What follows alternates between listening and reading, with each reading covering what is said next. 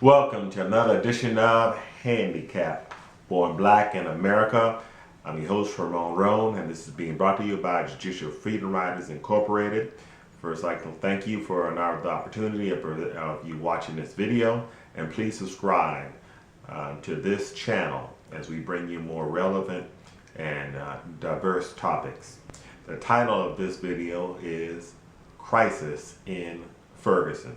Now, we all know and aware of the situation that's going on in Ferguson right now.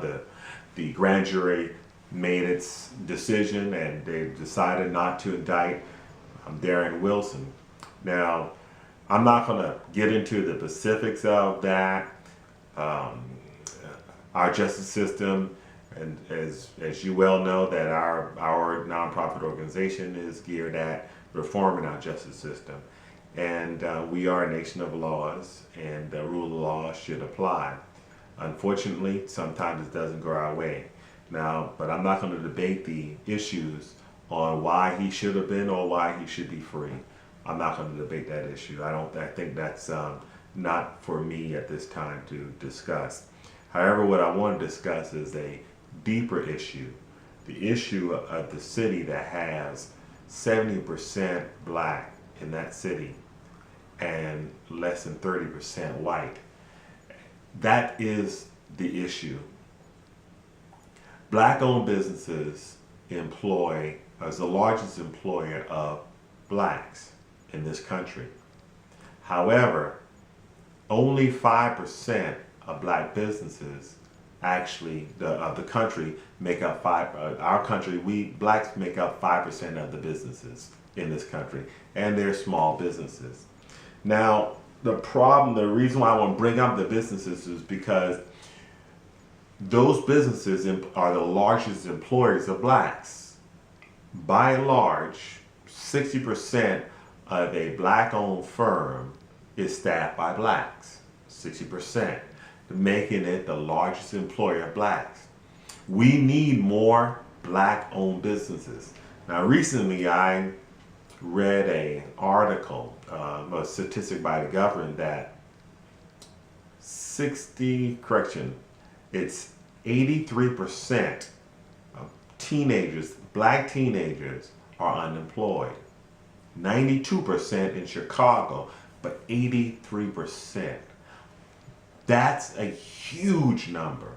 When I was a young man, teenager, growing up, it was no problem in getting a job. Paper route, if it's washing cars, cleaning up movie theaters, working at a restaurant, it was no problem in getting a job. But these kids are missing out on very productive time in their lives, and they need that time in their lives. So when we're talking about the true unemployment rate of blacks, where these kids, which is around 37, almost 38% unemployment rate if you factor in the labor participation rate. Now, the problem that's going on in Ferguson, these teenagers, these young people, they don't have those opportunities. I believe it was Michelle Alexander, she did a video recently about the reason why there's so much violence in the black community. Well, it's because of lack of opportunity. It's job opportunity, business opportunities. Now, why do I say that? Look, if you got 70% blacks in this city and they have a white mayor, it'd be reasonable to assume that the majority of those city contracts are not going to black-owned businesses. They're not. So the problem is that we, as black people, we need to take control. We need to be more involved in the political process. When we are more involved in the political process and also having programs to develop black-owned businesses that they can be able to complete and fulfill those city contracts, what that does in the community at large, it employs young people and also it builds wealth in our community.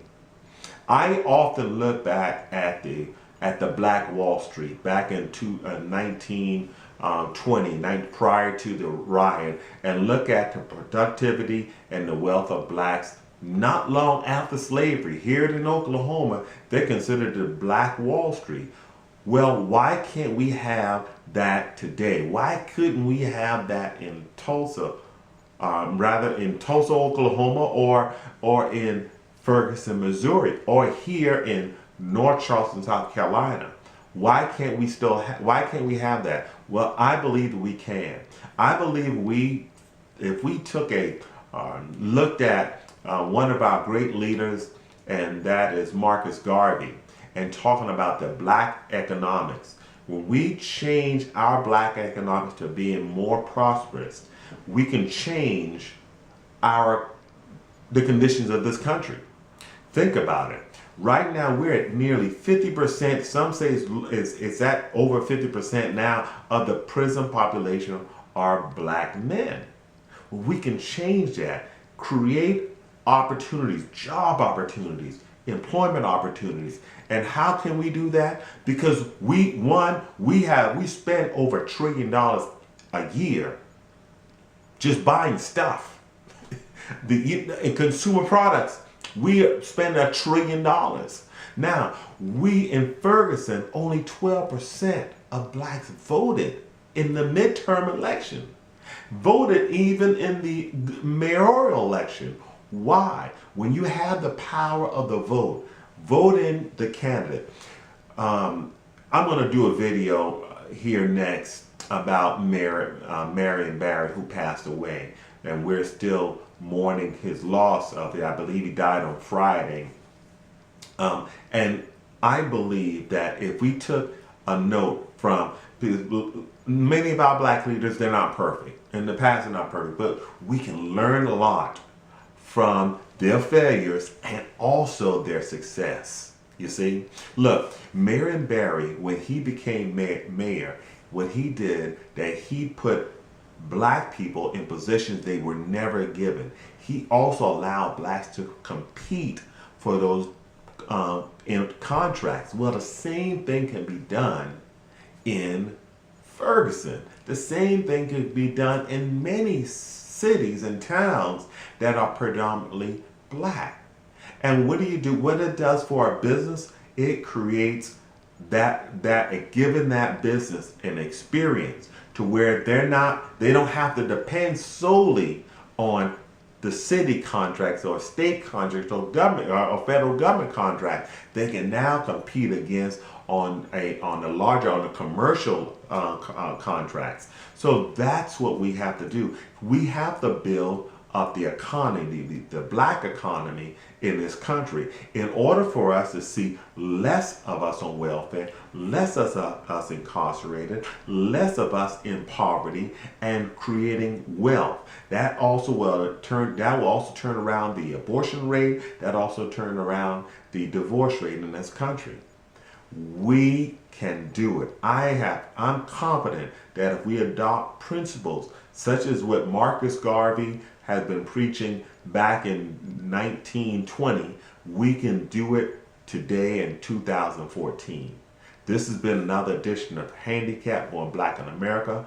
Please subscribe to this channel as we bring you relevant content that will improve our lives. I thank you for your time. May God bless you, and may God bless America.